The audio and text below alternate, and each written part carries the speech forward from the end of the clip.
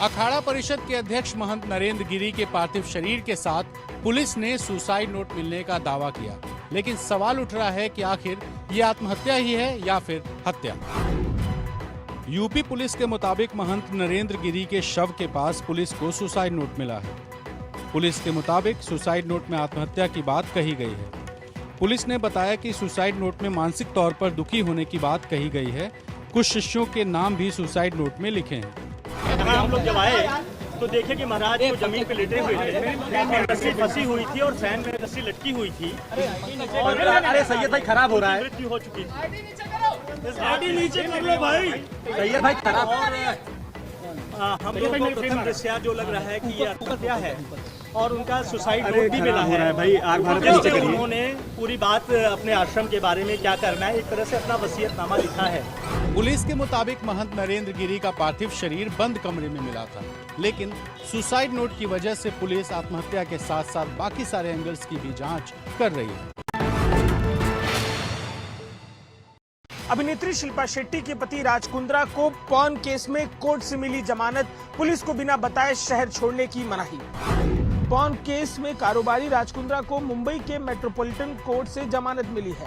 Court ने राज कुंद्रा को 50,000 के निजी मुचलके पर जमानत दी है। राज कुंद्रा को शर्तों के साथ जमानत मिली है। जमानत देने के दौरान अदालत ने कहा कि राज लोकल पुलिस स्टेशन को जानकारी दिए बिना शहर नहीं छोड़ सकते हैं। कुंद्रा के साथ ही केस के दूसरे आरोपी रियान थॉर्प को भी बेल मिल गई है। राज कुंद्रा पर अश्लील फिल्में बनाकर ऐप पर पेश करने का आरोप है और इन्हीं आरोपों को लेकर मुंबई पुलिस ने 1500 पन्ने की चार्जशीट पेश की है। राजस्थान में शादी पंजीकरण संशोधन बिल 2021 को असंवैधानिक करार देने की मांग। राष्ट्रीय बाल अधिकार संरक्षण आयोग ने राजस्थान के गवर्नर को लिखी चिट्ठी। राष्ट्रीय बाल अधिकार संरक्षण आयोग ने राज्यपाल को लिखी चिट्ठी में कहा है, इस बिल में ऐसे प्रावधान हैं जो बाल विवाह को प्रोत्साहित करते हैं, जबकि सुप्रीम कोर्ट और हाई कोर्ट के कई फैसलों और देश के कानून के मुताबिक बाल विवाह गैर कानूनी है। Compulsory registration of marriage amendment bill 2021 के प्रावधान के मुताबिक जिस जगह पर बाल विवाह हुआ है उस जगह पर 30 दिनों के भीतर उस शादी का रजिस्ट्रेशन हो जाना चाहिए। इस तरह से ये प्रावधान बाल विभाग को एक तरह से मंजूरी दे रहा है।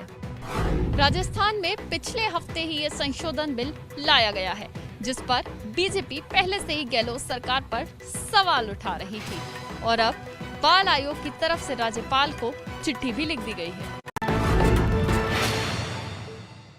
बिहार के मुख्यमंत्री नीतीश कुमार झारखंड के मुख्यमंत्री हेमंत सोरेन पर बरसे। हेमंत सोरेन की मगही भोजपुरी वाले बयान पर किया पलटवार। जिन लोगों को इस बात का कोई एहसास नहीं, बिहार तो एक ही था ना, और 2020 में ना बिहार दो हिस्से में फिर बटा, तो बिहार के लोगों को झारखंड के प्रति भी पूरा का पूरा प्रेम है और झारखंड के लोगों को भी बिहार के प्रति प्रेम है। कोई ये नहीं है, पता नहीं पॉलिटिकली लोग क्या बोलते हैं, ये बात समझ में नहीं आती। हम लोगों को कोई मतलब कि अलग हो गया तो हम लोग तो इज्जत करते हैं, लेकिन झारखंड को हम लोग मान करके चलते हैं। एक एक आदमी के प्रति उसी तरह से हम लोगों की श्रद्धा है, इसलिए ये कभी नहीं सोचना चाहिए। दरअसल कुछ दिन पहले झारखंड के मुख्यमंत्री हेमंत सोरेन ने कहा था कि मगही और भोजपुरी बिहार की भाषा है, झारखंड की नहीं। अपने घर और दूसरे ठिकानों पर आईटी के सर्वे को लेकर सोनू सूद का बयान आया सामने। कहा, सच सामने आएगा, जरूरतमंदों की मदद करता रहूंगा। देखो, मैं आप सबसे वही रिक्वेस्ट करता हूँ, आप सब फैमिली वाले हैं, जितनी चीज़ें हैं सब प्रोसेस में हैं, सबके सामने हैं। We have given all the details to everyone और मैं पर्सनली आप लोगों से बात करूँगा इसके लिए। बट आई थिंक मैं जिसलिए नीचे आज आया हूँ, फॉर दीज पीपल जो 4-5 दिन से बाहर खड़े हों, वो इम्पोर्टेंट है। ये मुद्दा जरूरी है, बाकी तो वो लोग अपना काम करेंगे, हम लोग अपना काम करेंगे ना। अभिनेता सोनू सूद के घर समेत दूसरे ठिकानों पर इनकम टैक्स ने सर्वे किया था। सोनू सूद पर टैक्स चोरी का आरोप लगा था। आरोप के बाद सोनू सूद का पहली बार पक्ष सामने आया है। पश्चिम बंगाल में विधानसभा उपचुनाव के पहले मंदिर मंत्री ममता बनर्जी की दौड़। भवानीपुर के ही शीतला मंदिर में जाकर मांगा जीत का आशीर्वाद। सफेद साड़ी और अपने जाने पहचाने अंदाज में मुख्यमंत्री ममता बनर्जी शीतला माता के मंदिर पहुंची। मंदिर में ममता ने आरती कर मां शीतला से जीत का आशीर्वाद भी मांगा।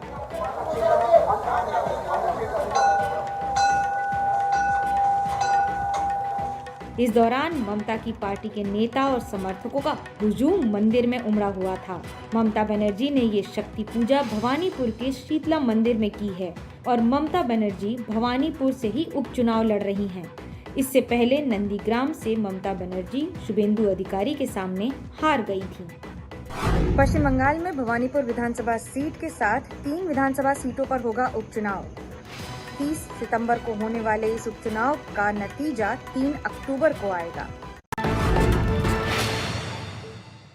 राष्ट्रीय महिला आयोग की अध्यक्ष रेखा शर्मा ने मांगा पंजाब के नए मुख्यमंत्री चरणजीत सिंह चन्नी का इस्तीफा। रेखा शर्मा ने कहा कि पंजाब के नए मुख्यमंत्री पर लग चुके हैं मीटू के गंभीर आरोप। मैं चरणजीत सिंह चन्नी ने आज सीएम पद की शपथ ली और आज ही उनका इस्तीफा मांगने की मांग उठ गई। राष्ट्रीय महिला आयोग की अध्यक्ष रेखा शर्मा ने चरणजीत सिंह चन्नी के खिलाफ लगाए गए मीटू आरोपों पर इस्तीफा मांगा है। जो एक मीटू का एलिगेशन आया था उसके ऊपर कुछ नहीं किया गया। या तो ऐसा होता कि कोई इंक्वायरी होती और इंक्वायरी में वो साफ पाए जाते, कोई इंक्वायरी भी नहीं हुई। तो मैं कहना चाहूँगी एक इंक्वायरी की जाए इनके अगेंस्ट और स्टेटमेंट लिया जाए उस महिला का जिन्होंने ये एलिगेशन लगाए थे, और अगर ये नहीं पाए जाते ठीक तो इनको ये सीएम बनने लायक नहीं है। और मैं सोनिया जी से भी रिक्वेस्ट करना चाहूँगी कि जब तक ये इंक्वायरी में साफ ना आए तो इनको सीएम की पदवी से हटाया जाए। दरअसल पंजाब के नए मुख्यमंत्री चरणजीत सिंह चन्नी पर साल 2018 में एक महिला आईएएस अधिकारी को आपत्तिजनक मैसेज भेजने का आरोप लगा था। पंजाब की कांग्रेस सरकार में नए मुख्यमंत्री बने चरणजीत सिंह चन्नी। पंजाब में अनुसूचित जाति के पहले सीएम चन्नी। 2 डेप्यूटी सीएम ने भी शपथ ली। मैं चरणजीत सिंह चन्नी ईश्वर दी सौं चुकदा हां। इस शपथ के साथ आज पंजाब में एक नया इतिहास रचा गया। पंजाब के नए मुख्यमंत्री चरणजीत सिंह चन्नी ने सीएम पद की शपथ ली है। चरणजीत पंजाब के इतिहास में एससी समुदाय के पहले सीएम हैं। चन्नी के साथ डेप्यूटी सीएम के तौर पर सुखजिंदर सिंह रंधावा और ओम प्रकाश सोनी ने भी शपथ ली। पंजाब में पहली बार 2 डेप्यूटी सीएम बनाए गए हैं। सीएम पद से हटाए जाने से नाराज अमरिंदर सिंह शपथ ग्रहण में नहीं आए। राहुल गांधी भी अचानक शपथ ग्रहण में पहुंचे, लेकिन थोड़ी देर से। पंजाब में करीब 32% आबादी एससी समुदाय की है। साथ ही विधानसभा की 117 सीटों में से 30 से ज्यादा सीटों पर एससी वोटरों का असर है। इसीलिए चन्नी को सीएम बनाना कांग्रेस का मास्टर स्ट्रोक माना जा रहा है। राजस्थान में एससी समुदाय के युवक की पीट कर हत्या से हड़कंप। लड़की को बाइक से टक्कर लगने के बाद हुआ था विवाद। राजस्थान के अलवर में सड़क पर बैठकर प्रदर्शन कर रहे ये लोग उसी युवक के परिवार वाले और जानने वाले हैं जिस युवक की पीट कर हत्या की गई है। वारदात 15 सितंबर की है। यहाँ भटपुरा गांव से एससी समुदाय का युवक योगेश आ रहा था। आरोप है कि उसकी बाइक से एक लड़की को टक्कर लगी। उसके बाद मौके पर जुटी भीड़ ने उसे पीटा, बाद में उसकी मौत हो गई। इसी गंभीरता को देखते हुए एसपी साहब द्वारा इसमें प्रकरण की जो जांच है वो सीओ लक्ष्मणगढ़ को दी गई है। दोनों प्रकरणों की जांच कानून सम्मत कार्रवाई की जाएगी। इस मामले पर सियासत भी तेज है। बीजेपी प्रवक्ता संबित पात्रा ने कहा कि गहलोत राज में एससी समुदाय के युवक की लिंचिंग हो गई। पूर्व केंद्रीय मंत्री और बीजेपी की कद्दावर नेता उमा भारती के बयान से हो गया बवाल। उमा भारती ने ब्यूरोक्रेसी के अफसरों पर आपत्तिजनक बयान दिया। ये नेता ही घूमने देते हैं ऐसा। आपको गलतफहमी है। ब्यूरोक्रेसी कुछ नहीं होती, चप्पल उठाने वाली होती है। चप्पल उठाती है हमारी। जो ब्यूरोक्रेसी के सम्मान को लेकर कांग्रेस को, कमलनाथ जी को कोसने वाले भाजपा नेता शिवराज जी स्पष्ट करें कि क्या ब्यूरोक्रेसी का आपकी पार्टी के नेताओं में यही सम्मान है? हो सकता है उमा भारती की इस पर सफाई भी आए, लेकिन ये तो साफ है कि जुबान से छूटे शब्दों के तीर पर मध्य प्रदेश में सियासी संग्राम तो शुरू हो ही गया है। यूपी के पूर्वांचल में मुख्यमंत्री योगी आदित्यनाथ की ललकार। कहा, खानदान वाले राशन हड़प गए तो बीएसपी के हाथी का कभी पेट ही नहीं भरा।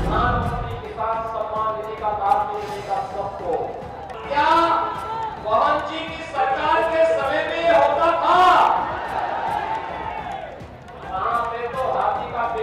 आप इतना बड़ा था कि पता नहीं लगता था कहाँ जा रहा है। पहले होता था कि मैं और मेरा खानदान, जब प्रदेश में बाढ़ आती थी, प्रदेश के लोग डेंगू की चपेट में होते थे, तब सेठाई परिवार सेठाई में फिल्मी हस्तियों को बुला करके नाच गानों का कार्यक्रम की महफिल चलती थी। यूपी में अगले साल की शुरुआत में विधानसभा के चुनाव होने हैं और अपनी हर जनसभा में मुख्यमंत्री योगी आदित्यनाथ विपक्ष पर जमकर बरस रहे हैं। यूपी के बाद अब गुजरात दौरे पर एआईएमआईएम प्रमुख असदुद्दीन ओवैसी साबरमती जेल में बंद अतीक अहमद से मिलने पहुंचे तो जेल प्रशासन ने नहीं दी मंजूरी। ओवैसी ने कहा, ये बीजेपी का मुसलमानों से भेदभाव है। यहाँ पर पुलिस ने रोक दिया, डिटेन करेंगे तो ठीक है। ये मैसेज जा चुका है यूपी की जनता को कि हमको बीजेपी सरकार अतीक से मिलने नहीं दिया। अतीक अहमद को टिकट मिलेगा आपकी ओर से? क्यों नहीं मिलेगा, वो नहीं मिलेगा, बराबर मिलेगा। अगर वो चाहते हैं तो बराबर देंगे। अपने गुजरात दौरे पर ओवैसी ने बीजेपी के साथ साथ कांग्रेस पर भी तीखे हमले किए। ओवैसी बोले, अमेठी हारने वाले हमें बीजेपी की बी टीम बता रहे हैं। अभिनेत्री राखी सावंत पर यूपी में बीजेपी नेता हैदर नारायण दीक्षित के बयान से विवाद। हैदर नारायण ने राखी पर दिया था आपत्तिजनक बयान। गांधी जी को बेगम पहनते थे, धोती ओढ़े थे, और गांधी जी को बापू का आदेश। अब अगर कपड़े उतारने से कोई बड़ा बन जाता है तो राखी सावंत महात्मा गांधी। पहले गांधी पर बोलते हुए अचानक राखी सावंत का जिक्र कर इसी तरह फंसे यूपी विधानसभा अध्यक्ष और बीजेपी नेता हैदर नारायण दीक्षित। अपने ऊपर बेवजह सियासी बयानबाजी से राखी सावंत भी काफी नाराज हैं। आज उन्होंने जमकर पलटवार किए। घृणा आती है ऐसे लोगों से। महान तो इन्होंने कर दिया ना, जहाँ गांधी बापू महान, मेरा नाम लेके मुझे महान कर ही दिया इन्होंने खुद ही। मेरे नाम का इस्तेमाल करते हैं दिन रात। जितना मुझे लगता है ईश्वर का नाम नहीं जपते होंगे ये लोग, मेरा नाम जपते हैं। तो इन्होंने मुझे खुद ही महान कर दिया। इनका मुद्दा, इनका मैनिफेस्टो सिर्फ राखी सावंत है। इनको देश के लिए कोई काम नहीं करना है, देश की जनता के लिए कोई काम नहीं करना। बोल बच्चन करके इनको सिर्फ सुर्खियों में रहना है। दरअसल इससे पहले पंजाब की सियासत में राखी का नाम उछला था, जब आपके राघव चड्ढा ने सिद्धू की तुलना राखी सावंत से कर निशाना साधा था। अब देखिए कुदरत के कहर की दो तस्वीरें। स्पेन में फट गया ज्वालामुखी तो कैलिफोर्निया के जंगलों की आग में जल रहे हैं दुनिया के सबसे ऊंचे पेड़। अब धुएं की आग के बीच छिपे सूरज को देखिए। अमेरिका के कैलिफोर्निया में आग आजकल आसमान को ऐसे ही ढक रही है। कैलिफोर्निया के जंगलों में लगी ये आग अब उन पेड़ों तक पहुंच गई है जो दुनिया के सबसे ऊंचे पेड़ों में गिने जाते हैं।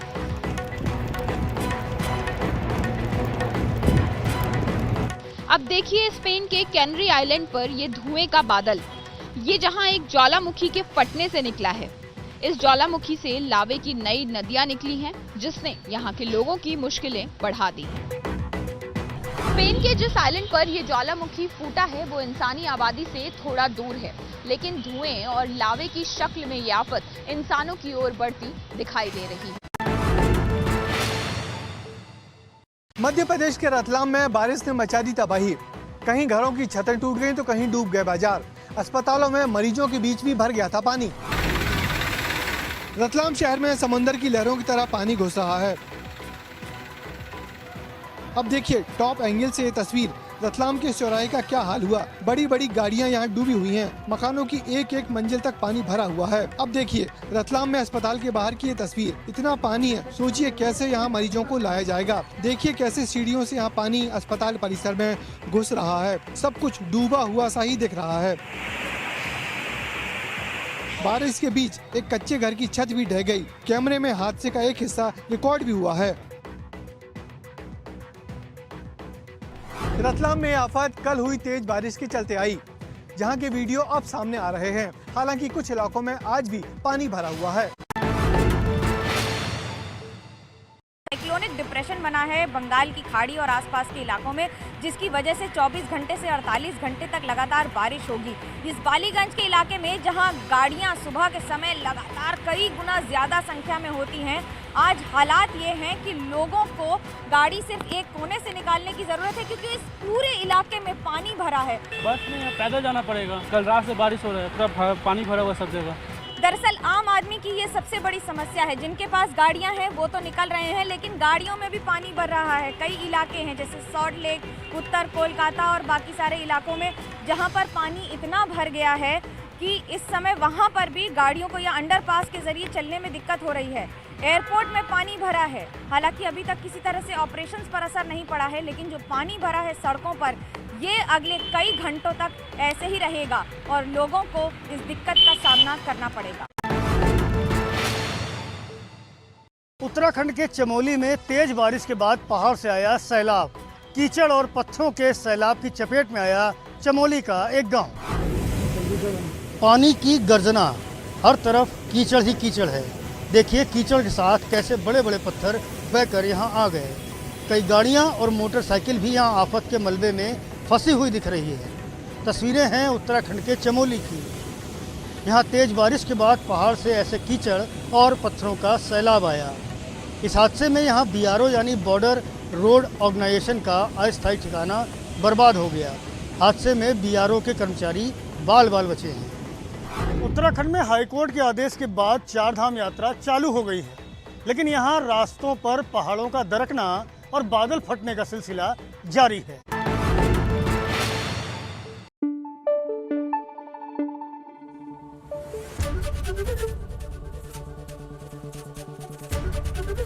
ABP न्यूज आपको रखे आगे।